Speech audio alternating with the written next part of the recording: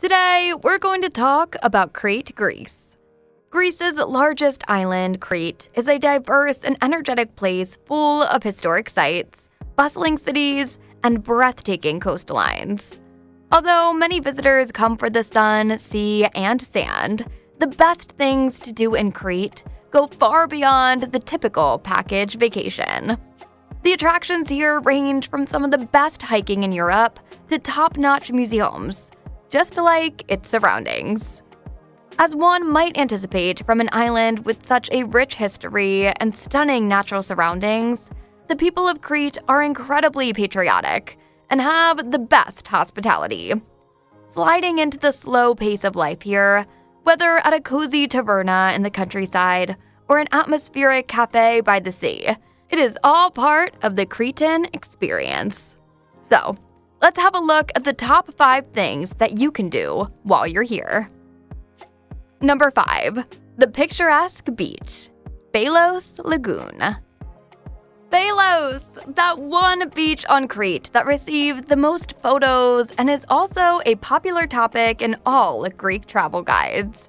The fact that Prince Charles and Princess Diana traveled to Palos on their private yacht many years ago is not a coincidence. Palos is well known for its turquoise waters, unspoiled wilderness, and exquisite exotic scenery. Thousands of people travel there during the summer, mostly on ferries that depart from the Kissamos port. If you hate crowds, you should probably stay away from the beach in July and August. Additionally, getting to Palos early in the day is a great idea before the boats leave for Kissamos. You won't forget these few hours spent alone in such a divine location. Palos Lagoon features white sand and waters with exotic white, deep blue, and turquoise hues. Young children can play safely in the shallow, warm water of the sea. Because of the numerous crushed shells, the sand in many locations has a lovely pinkish hue. The lagoon's outer boundaries have deeper, colder water that is perfect for snorkeling.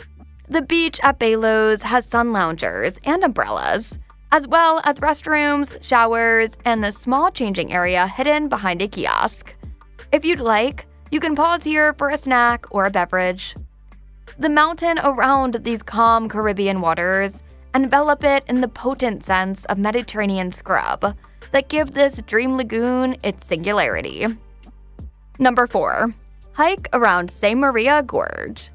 One of Crete's most rewarding outdoor adventures is hiking the St. Maria Gorge, which entails a 15 km journey through winding paths and deserted villages. The trail passes through a variety of landscapes, including steep rocky terrain and lush green forests. St. Maria Gorge, along with the surrounding slopes and several smaller gorges that branch off from it, make up the entire area that has been designated as a national park. The designation protects over 450 species of plants and animals, including 70 that are endemic to Crete. While descending the hills, as you'd continue to hike amidst the mountains, you will find the Church of St. Nicholas, which was erected on the foundations of an old temple. The park wardens now reside in the few homes in the old village of San Maria, which is located halfway down the gorge. Drink mountain water that flows from the gorgeous springs to quench your thirst. As you'd continue walking, the 3 gorges' narrowest openings, portes known as Iron Gates, will eventually come into view. Here, the jagged cliffs rise to 500 meters above sea level. This route also passes by Venetian castles, prehistoric settlement ruins, and artifacts from numerous other historical eras. Visitors can descend the gorge and walk there for 6 to 8 hours. The path requires some level of physical fitness, even though it is downhill and requires sturdy, comfortable footwear. But the effort will eventually be worth it. Swimming, taverna lunches, and picnics in full view of the Mediterranean Sea, all waiting for you at the end of the path. Number 3.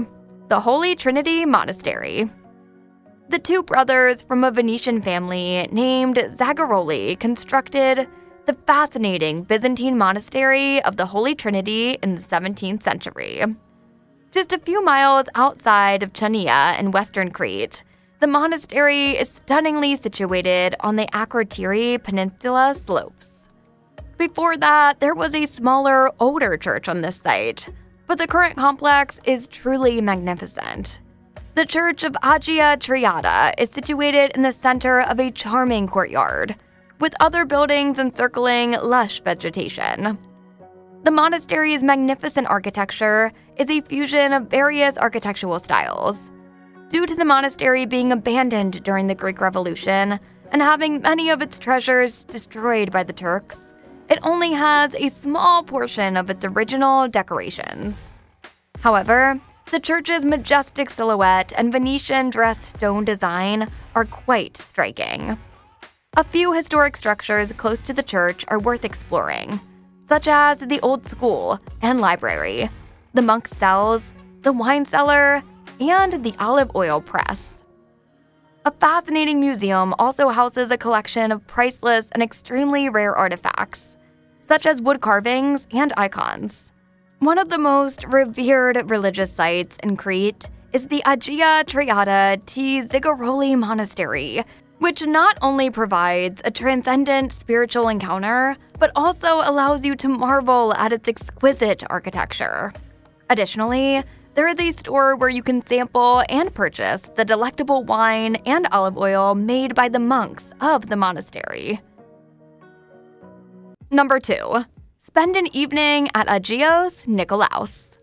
This already moderate pace of Cretan life halts to barely a crawl in the town of Agios Nikolais. Ag-Nik, as it is known by the locals, enjoys 3 distinct seafronts: a lake and port, a beach, and a marina. One of the best ways to spend an evening in this small town is by strolling between the 3 of these areas, each of which has a unique vibe.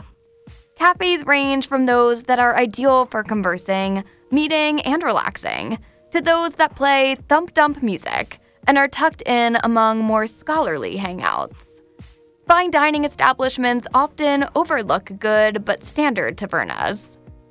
The microscopic island of Agi Pandes, All Saints, which adds another dimension to the town's 3 sides, is visible as the lake merges with the sea in a narrow strip of water under the tiny road bridge. From the open port area just beyond, ferries arrive and depart. Start at Kytroplatia Beach, where you can take in the sunset at one of the chic cafe bars before making your way into town for dinner at the marina, a great place to observe yachts. Before ending the evening at Bulusmeni Lake, the town's spiritual center and the epicenter of all kinds of nightlife, take a stroll through Agios Nikolaos. Number 1. Visit the Palace of Knossos. Greece's largest and most historic island has a long list of fascinating attractions, but Knossos Palace is the only one to be found at the top of the list. This Minoan palace is Crete's largest and most significant archaeological site, as well as a place of history and legends. The largest, most intricate, and opulent palace in all of Greece is the Minoan one. About 20 minutes south of Heraklion is where it is situated. Starting around the 7th millennium BC, Knossos Palace was inhabited for a period of several thousand years. Following its destruction in 1375 BC, which also signaled the end of the Minoan civilization, it was abandoned. You can explore the expansive reception courtyard, where the royal family would host events, go inside the throne room and sanctuary, and walk part of the royal way toward the coast to see the 4-story royal apartments. In the numerous frescoes found throughout the Palace of Knossos, such as the dolphin frolicking scene in the Queen's Megaron, you can still see the playful enthusiasm of the artists who created them all 4,000 years ago. Look at the famous sculpture near the north entrance with the charging bulls, or consider the engineers and plumbers who created the water system. they might have done a better job than you did. Finally, give credit to the architects who strategically placed windows and rooms to take advantage of the changing season's light. Out of these top 5 spots, which one would you like to explore first? Let us know in the comments below. And as always, where to next?